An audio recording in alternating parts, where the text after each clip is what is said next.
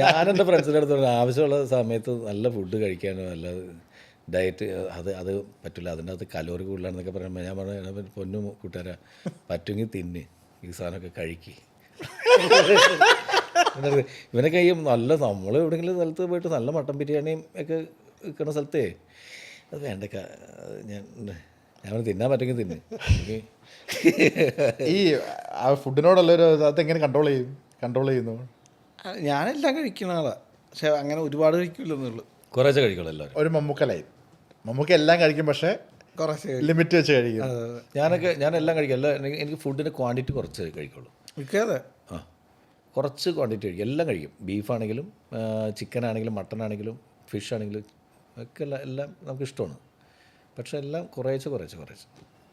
കുറച്ച് കഴിക്കുന്ന ആളാണ്. ബിരിയാണിയൊക്കെ ഇത്തിരി കഴിക്കുള്ളൂ, കുറച്ച് കഴിക്കുള്ളൂ. ഈ ഞാൻ നേരത്തെ പ്ലാൻ ബി ചോദിച്ചില്ല. ഇപ്പോൾ ഈ സ്റ്റേജിൽ പറയുമ്പോഴേ ഇപ്പം പെട്ടെന്ന് ഒരു ഐറ്റം വർക്കാവുന്നില്ല, ഒരാൾക്കൊരു ഹെൽത്ത് ഇഷ്യൂ വന്നൊരു അസൗകര്യം വരുന്നു, അങ്ങനെയൊക്കെ വരുമ്പോൾ അങ്ങനെ ഒരു പ്ലാൻ ബി എപ്പോഴെങ്കിലും സെറ്റ് ചെയ്തിട്ടുണ്ടോ, അല്ലെങ്കിൽ അങ്ങനെ ഒരു സിറ്റുവേഷൻ വന്നിട്ടുണ്ടോ? ഞങ്ങൾ ഷോയ്ക്ക് പോയപ്പോൾ കലാഭമണി, ഞാൻ കോട്ടയം നസീറൊക്കെ ആയിട്ട് ഞങ്ങളൊരു ഷോ പോയപ്പോൾ ആകെ 10 പേരേ ഉള്ളൂ ആ ഷോയിൽ. വർഷങ്ങൾക്ക് മുമ്പാണ്, 98 എൻ്റെയും മണിയുടെയൊക്കെ കല്യാണം കഴിഞ്ഞ സമയത്താണ്. വിത്ത് വൈഫ്, ഞങ്ങൾ രണ്ടുപേരും വൈഫുമാരുണ്ട്. ഹണിമൂൺ ട്രിപ്പ് കൂടിയാണ്. പോകുന്ന വഴി ഒരു സ്ഥലത്തുനിന്ന് വേറെ സ്ഥലത്തേക്ക് പോകുന്ന ഫ്ലൈറ്റ് മിസ്സായി. ഫ്ലൈറ്റ് മിസ്സായിട്ട് പിന്നെ കണക്ഷൻ ഫ്ലൈറ്റ് എന്ന് പറയുന്ന സാധനം, പിന്നെ ഉള്ള ഫ്ലൈറ്റൊക്കെ നോക്കിയപ്പോൾ മറ്റേ അവിടെ പ്രോഗ്രാം സ്ഥലത്ത് എത്തുന്നത് എയർപോർട്ടിൽ എത്തിയിട്ട് 1 മണിക്കൂർ ഓട്ടോ ഉണ്ട് പ്രോഗ്രാം. അങ്ങനെ നോക്കിയപ്പോൾ ആദ്യത്തെ ഫ്ലൈറ്റിൽ 4 പേർക്ക് ടിക്കറ്റുള്ളൂ. ആ ഫ്ലൈറ്റ് അവിടെ ചെന്ന് നേരെ സ്റ്റേജിലേക്ക് കയറിയാൽ 6 മണിക്ക് ഷോ അനൗൺസ് ചെയ്തേക്കുന്നത് 6 മണിക്കാണ്. 5:45 അവിടെ എത്തുള്ളൂ. 6 മണിക്ക് ഷോ തുറക്കാൻ 4 പേർക്കേ പറ്റുള്ളൂ. പിന്നെ അടുത്ത ഫ്ലൈറ്റ് അവിടെ എത്തുന്നത് 1.5 മണിക്കൂർ ഡിലേ ഉണ്ട്. അവിടെ ആളെത്തുമ്പോൾ സ്റ്റേജിൽ ഇതോളം എത്തും. അങ്ങനെ ആദ്യത്തെ ട്രിപ്പിൽ പോയപ്പോൾ എല്ലാവർക്കും മടിയായിരുന്നു. അവസാനം ഞാൻ പറഞ്ഞു ദീപക് ദേവ് ഉണ്ട്, രേണു ചേച്ചി ഉണ്ട്, ഞാനുണ്ട്. അപ്പോൾ ഞാൻ പറഞ്ഞു ആരെങ്കിലും ഒരാളും കൂടി വരാൻ പറഞ്ഞു. മണി. അപ്പോൾ മണി പറഞ്ഞടാ ഞാൻ വൈഫിനും കൂടി ഇതില്ലാണ്ട് എനിക്ക് വരാൻ പറ്റില്ല. അപ്പോൾ ഞാൻ പറഞ്ഞല്ല, നമുക്ക് ആദ്യം പോയിട്ട് തുടങ്ങാം, വൈഫുമാരിവിടെ നിൽക്കട്ടെ, അപ്പോൾ നമുക്ക് 4 മണിയൊന്നുമില്ലട. അപ്പോൾ വൈഫ് നോക്കിയപ്പോൾ പാവം നാട്ടുപുറത്ത് തരില്ല അവൾക്ക് വരാനായിട്ട്. അപ്പോൾ ഞാൻ പറഞ്ഞു എന്നാൽ ശരി നിങ്ങൾ അടുത്ത ഫ്ലൈറ്റിന്. അപ്പോൾ ഞാൻ നസീറിന് അങ്ങനെ. അപ്പോൾ ഒരു ഷോ അവിടെ പോയിരുന്നാൽ ഈ 4 പേര് തുടങ്ങിയേ തീരൂ. അപ്പോൾ എല്ലാവർക്കും ഒരു ചെറിയ ധൈര്യക്കുറവ്. കാരണം മണികിലുക്കെന്ന് പറയുന്ന ഷോയാ, ടൈറ്റിൽ മണിയാ. അവിടെ മണി ഇല്ലാതെ നമ്മൾ ഷോ തുടങ്ങാമെന്ന് പറയുന്നത് ഞാൻ പറഞ്ഞു പോകാമെന്ന് പറഞ്ഞു. അങ്ങനെ ഞങ്ങൾ പോയി. ഞങ്ങൾ രേണു ചേച്ചി, ഞാനും, ദീപക് ദേവ് ഉണ്ട്, പിന്നെ എൻ്റെ വൈഫ്. വേറെ ആരും പറ്റില്ല എന്ന് പറഞ്ഞാൽ ഞാൻ പറഞ്ഞ വൈഫിൻ്റെ അടുത്ത് വരാൻ പറഞ്ഞ വൈഫും വന്ന്. അപ്പോൾ ഇത് വെച്ചിട്ട് ഞങ്ങൾ 3 പേരും വെച്ചിട്ട് ഷോ തുടങ്ങി. 1.5 മണിക്കൂർ രേണു ചേച്ചി ഞാനും മാത്രം നിന്ന് തച്ചിന് പാടുകയാണ് ദീപക്കുള്ളതിൻ്റെ പേരിൽ. അപ്പോൾ ഞാൻ പണ്ട് ഏഷ്യാനെറ്റിൽ സരിഗമയൊക്കെ നടത്തിക്കൊണ്ടിരിക്കുന്ന കാരണം കുറച്ച് ചോദ്യങ്ങളൊക്കെ അങ്ങോട്ട് ചോദിച്ച് അതിൻ്റെ പല്ലവി പാടിയ നിങ്ങൾ അനുപല്ലവി പാടോ എന്നൊക്കെ ചോദിച്ചിട്ട് ഇൻട്രാക്ഷൻ. അപ്പോൾ ഇടയ്ക്ക് ആൾക്കാർ ചോദിച്ചോണ്ടിരിക്കും മണി ഓർഡറോ എന്നൊക്കെ ചോദിക്കുന്നുണ്ട്. നമുക്ക് പറയാൻ പറ്റില്ല. വരും. സ്ഥലം എവിടെയത്? US കലാഭമണി ഓർഡറോ കോട്ടയം സീറോ എന്നൊക്കെ ചോദിച്ചുകൊണ്ടിരിപ്പുണ്ട്. കുറേ കഴിഞ്ഞപ്പോൾ പിന്നെ പാട്ടിൻ്റെ ലിസ്റ്റ് പാടുന്ന സാധനമൊക്കെ അവസാനം ഇനി ദേശീയഗാനം കൂടി പാടും. ഒരു റേ ആ പാട്ട് കഴിഞ്ഞാൽ പിന്നെ അതിൻ്റെ കണക്ട് ചെയ്തിട്ട് ദേശീയഗാനമാണ്. ആ സ്ഥലത്തേക്ക് എത്തിക്കൊണ്ടിരിക്കുകയാണ് ഞാൻ. ലിസ്റ്റൊക്കെ കയ്യിൽ നിന്ന് പോയിട്ട് പിന്നെ AC ഹാളിൽ നിന്ന് വേർത്ത് ഞാൻ സൈഡിലൊക്കെ അതിനിടയിൽ പരിങ്ങി നോക്കുന്നുണ്ട്, മണി വരുന്നുണ്ട്. കുറേ ഇപ്പം മണിയോ എത്തിയെന്ന് പറഞ്ഞു. പിന്നെ കയറി അന്നാണ് പിന്നെ മണി സ്റ്റേജിൽ കൈയെടുത്ത് അവൻ നിന്ന് കഴിഞ്ഞിട്ടുണ്ടെങ്കിൽ ബാക്കി കണ്ടിന്യൂ ചെയ്തോളൂല്ലോ. അങ്ങനെ മണി കയറി നാടൻ പാട്ടും കാര്യങ്ങളൊക്കെ കഴിയുമ്പോഴേക്കും അടുത്ത ഇതിൽ വന്നപ്പോൾ സുചിത്രയും മറ്റേ പ്രവീണൊക്കെ ഉണ്ടായിരുന്നു. അവരൊക്കെ അവർ ഡാൻസിന് റെഡി. അവർ അങ്ങനെ ആ ഷോ ആരും അറിയാത്ത വിധത്തിൽ സക്സസ് ആയി ഇത് പോയി. പക്ഷേ അത് ഈ പറയുന്ന ഒരു പ്ലാനും ഇല്ലാതെ പ്ലാൻ ബി ആണ്. നീ പറഞ്ഞ ഒരു പ്ലാൻ ബി ഇല്ലേ, ആ സമയത്ത് കയറുക എന്ന് പറയുന്നത്.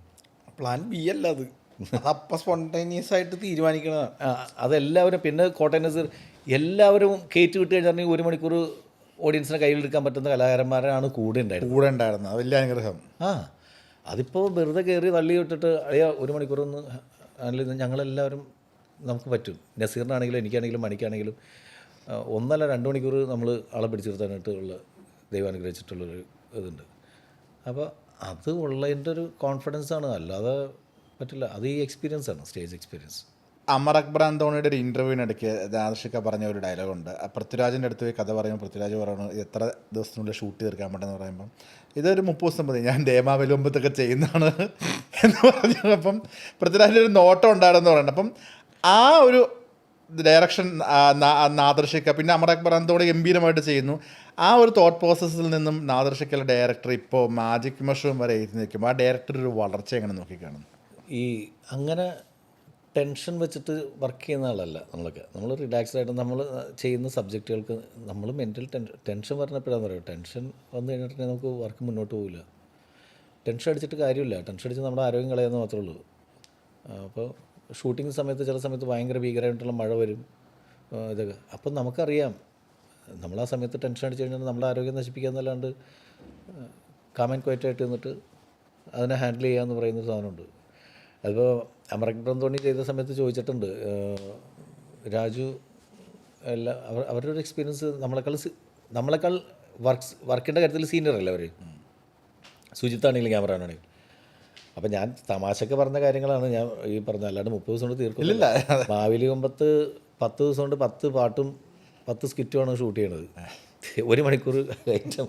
അപ്പോൾ ഞാൻ വെറുതെ തമാശക്ക് ഞങ്ങൾ പറയേ 10 പാട്ടും 10 1 മണിക്കൂർ കണ്ടൻറ്റ് മാക്സിമം ഞങ്ങൾക്ക് 10 ദിവസം മതി.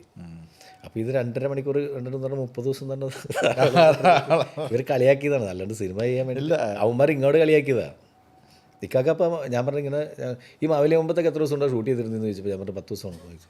അത് എത്ര പാട്ടുണ്ടോ? ഞാൻ പറഞ്ഞു 10 പാട്ടും. 10 പാട്ടും 1 മണിക്കൂർ കണ്ടിട്ട് 10. അപ്പോൾ ഇത് നമുക്ക് 30 ദിവസം പോരെ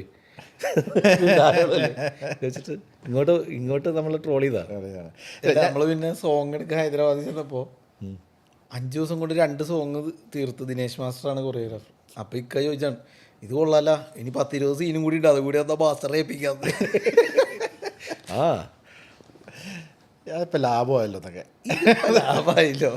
ഞാൻ ചോദിച്ചത് ഒരു ഡയറക്ടറുടെ ഒരു വളർച്ച എങ്ങനെ നോക്കുകയാണെന്നുള്ളതാണ്. ഇത്രയും സിനിമകളാകുന്നു, അങ്ങനെ വളർന്നു എന്നുള്ളൊരു തോന്നലൊന്നുമില്ല, ഒരു വളർച്ചയില്ല. ആദ്യത്തെ അമർ അക്ബർ അന്തോണി എന്ന് പറയുന്ന സിനിമ ചെയ്ത് അതേ പേടിയും അതേ ടെൻഷനും ഇവർക്കറിയാവുന്നതാണ്.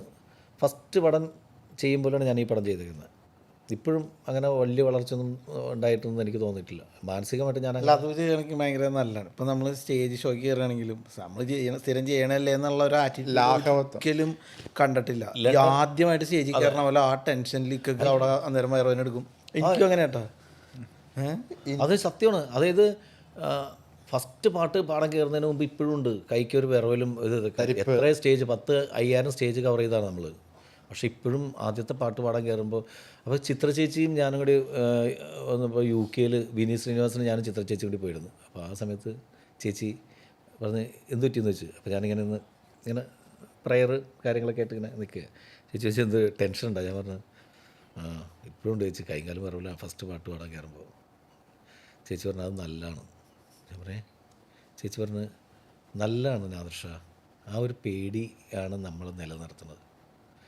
അതെന്ന് നഷ്ടപ്പെടുന്നു അന്ന് നമ്മൾ കലാകാരൻ നമ്മുടെ ശരീരത്തിൽ നിന്ന് പോകുന്നു. കറക്റ്റ് അത്.